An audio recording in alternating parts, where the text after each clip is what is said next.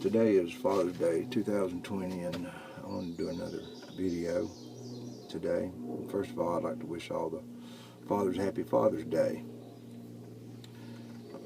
Now, I have a question today, and let me just hear this out before anybody gets upset. But my question is, do black lives really matter? And the reason I ask that is because, that's what's been in the news lately, and so I started doing a little more reading, and you have to read a lot because you get different views. But I looked at a lot of statistics, and I think statistics pretty much tell the truth. And in 2019, in the United States, there were 40 unarmed people shot by police.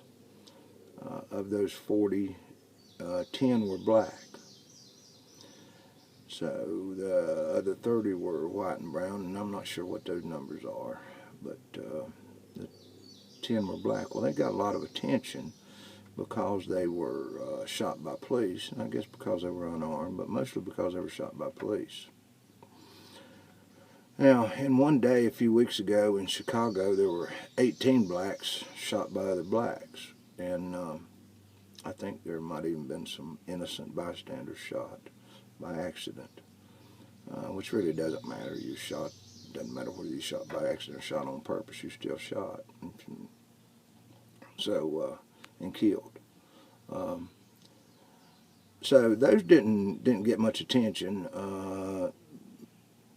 So I guess they don't matter. You go back to 2019 again, 10 blacks killed by policemen, unarmed blacks killed by policemen. There were 7,000 blacks, according to the numbers I saw, in the United States killed by other blacks. That didn't seem to get much attention. So I wonder if it's if the question is Black Lives Matter, or the statement is Black Lives Matter, or is the statement really who shoots you matters? Because the others don't seem to get as much focus. Now, I watched a little bit of the George Floyd funeral on TV, saw it on replay,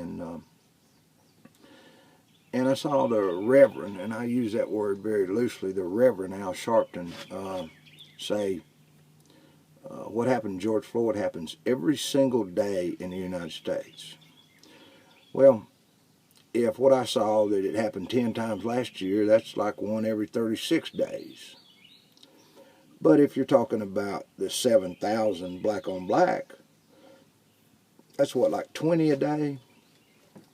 So either way, his numbers are way off. Now, I don't think if you look at the Reverend loosely, Reverend Al Sharpton, that you have any difficulty seeing that his math is different than anybody else, because according to the United States government, he owes several $1 million in back taxes, and according to him, he owes nothing, and I'm sure he'll get away with it like that because we live in a world that has two separate laws in it. And if you don't believe that, just think back a few weeks ago when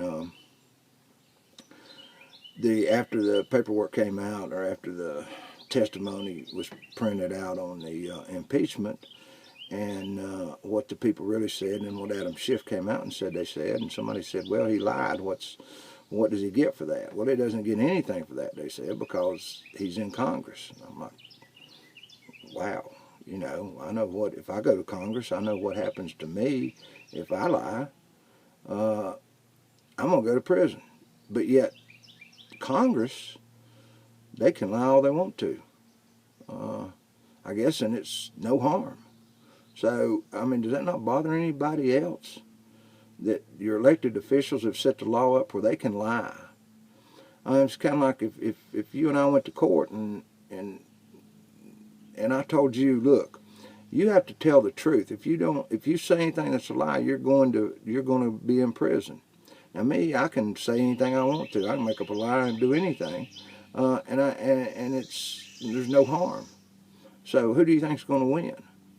So when the Congress can lie to the American people, and you know, somewhere along the line, everybody forgot that Congress works for us. We don't work for Congress. Congress is here to serve us. We're not here to serve them. Or Senate, whatever. But anyway, so obviously we have two separate sets of laws. Now, I didn't really want to get off on that, but it kind of ties in with the Black Lives Matter thing, because obviously there's two sets of rules. There's the one that if a black person gets shot by a white person or a policeman, it's a Black Lives Matter. They get shot by another black, doesn't matter. Now, you know, if one of my boys got shot, killed, I think my first question would be, what happened? You know, I'd want to know the circumstances. Don't believe the question would ever come up in my mind, what color the person was that shot him. What difference does it make? They're just as dead. You know, you're grieving just as much, whether they were shot by a black person, white person, policeman, whatever. So what difference does it make? Unless you want to publicize it, unless you want to make some kind of big deal out of the color of the person that shot. Now, this morning I saw the sister of the policeman in Oakland that got killed back during the riots. And she was grieving just as much as George Floyd's family was, just as much as the family in Atlanta was. And I'm not saying one's ain't worth any more than the other. It's exactly the opposite of what I'm saying. I'm saying every one is the same. But I didn't see Al Sharpton or the Reverend, loosely used, Al Sharpton at any of those events, you know. And while we're on there, loosely Reverend Al Sharpton, you know, I looked up the definition of reverend, and it's a man of clergy.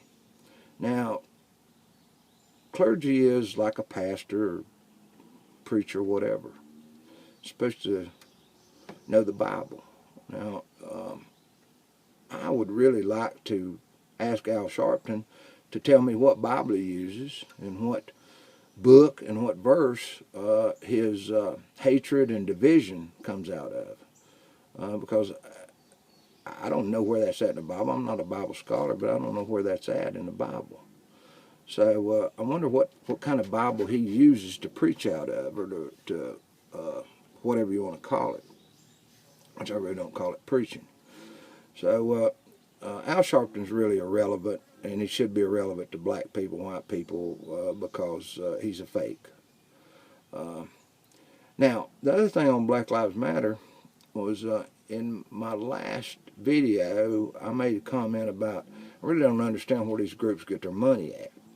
So I decided, let me do a little research on that. So I started looking, and if what I saw was true, again, you have to read a lot, but if what I saw was true, George Soros gave Black Lives Matter $100 million.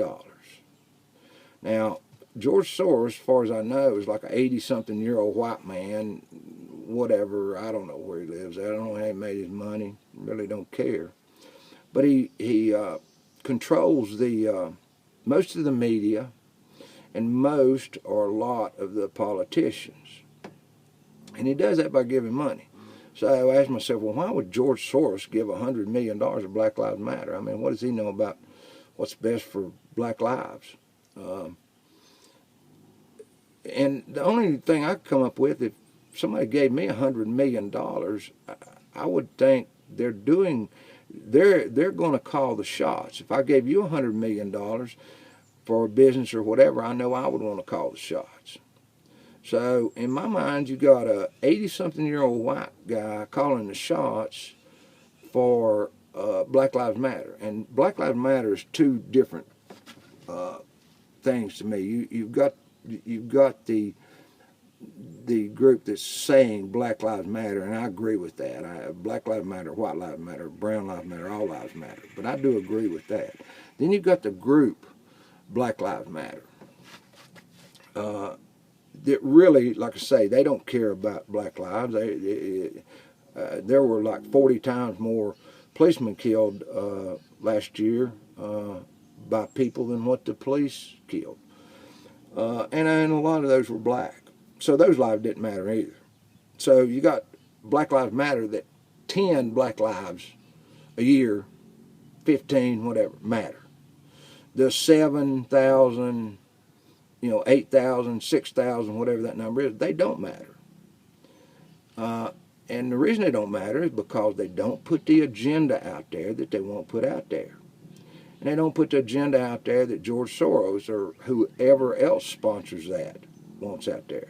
Because he's calling a shot. And when you get to Black Lives Matter, say we're speaking for black people, which I know a lot of black people, and I don't think they are speaking for black people. But they're independent, and they're powerful, and they're here to bring the word. Well, let me tell you something, Black Lives Matter. You are a modern day slave. And that may offend a lot of people. But if you take $100 million from a man and he tells you what to do, he owns you. And when somebody owns you, you're like a slave to that person. So Black Lives Matter, the people running Black Lives Matter, you're everything that you don't want everybody else to be. You are a slave to an 80-something-year-old white man. Let's just face it. He dictates to you what you're going to do. He tells you what you're going to do, when you're going to do it, everything else. He does that because he's pulling the money strings. He's got the purse strings on you. So if you don't do it, you don't get the money. So I understand that. But just don't tell everybody how independent you are and that Black Lives Matter, because Black lives don't matter. The people that are pulling the purse strings, their agenda matters. So let's just all be honest about it. If Black Lives mattered, every black life would matter, not just a few black lives. Every black life would matter. And you have these millionaire professional athletes and movie stars and the politicians that we're going to take a knee on this. Well, what the hell does taking a knee do? It's a symbolic thing. I saw Congress take a knee. Hell, half of them couldn't get back up. But it didn't mean anything. They took a knee. Now, you talk about Congress for a minute, back when the pandemic was going good, we got a farm, so we were essential people. What surprised me was that the Congress of the United States was not essential. So they stayed at home. But yet they drew their pay. They drew pay from the people that were struggling to make it. Now, why would they not say, look, we're not going to take our pay. We're afraid to go back to work, whatever. But you've said you're non-essential already by making that statement.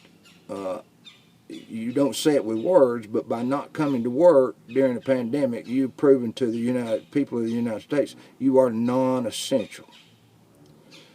But yet you took your pay and lived in your gated community with fences and guards and all that, and you don't want anybody else to have police, but you're probably not going to give up your Secret Service or your police around you, whoever has that. So why didn't he give that up and say, if black lives really matter, let's put that back into the black communities. Let's try to make black communities better. You professional athletes, the movie stars, I saw the movie stars were bailing people out of jail for looting and burning. Professional athletes, y'all want to take a knee. Why don't you give up some of that money that you have? Why don't you really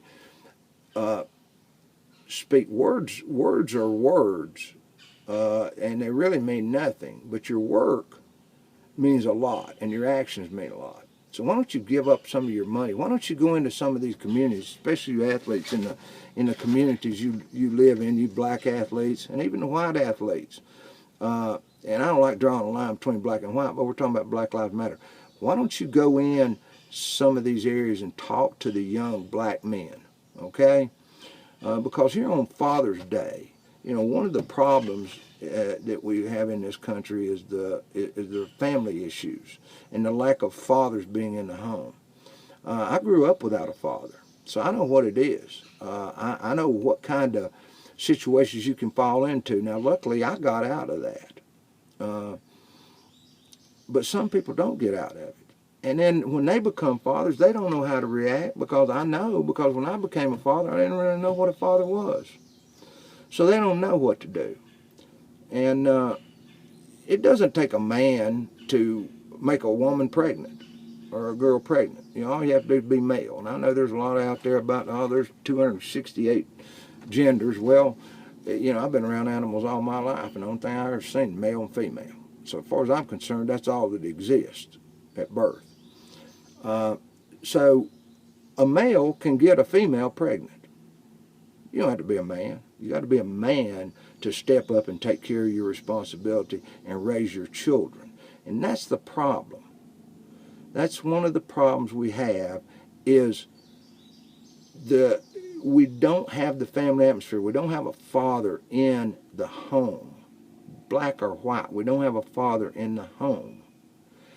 And so these kids don't have that much direction, and some of them have 5, 6 kids like I grew up with, and so you get one that goes wild every once in a while, you know. But those lives are just as important as every other life is.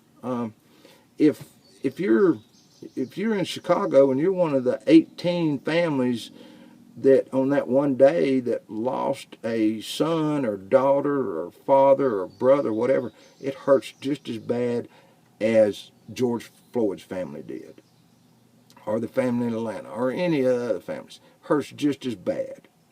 And it even, if you're the 7,000 last year, they hurt. Those families miss those people just as much as the 10 families do.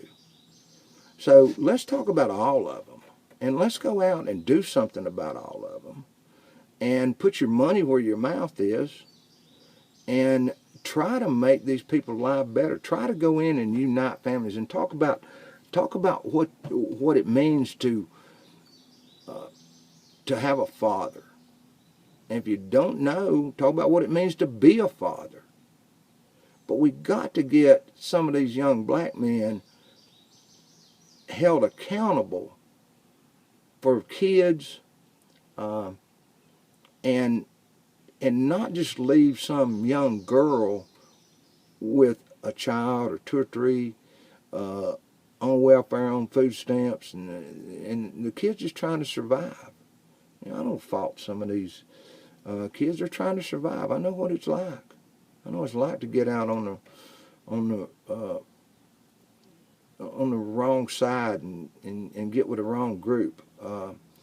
You got to get reeled back in. You got to find somebody that you can trust and believe in. And why don't some of you rich people with all this money, all you athletes that want to sell tennis shoes and all, why don't you go in and help some of these people? Why don't you really care about a community instead of just a protest or a riot or something? I appreciate your time. I'm sorry I went so long. Again, happy Father's Day to all you dads. God bless you. God bless us all, and let's get through this. Thanks. Have a good day. Bye.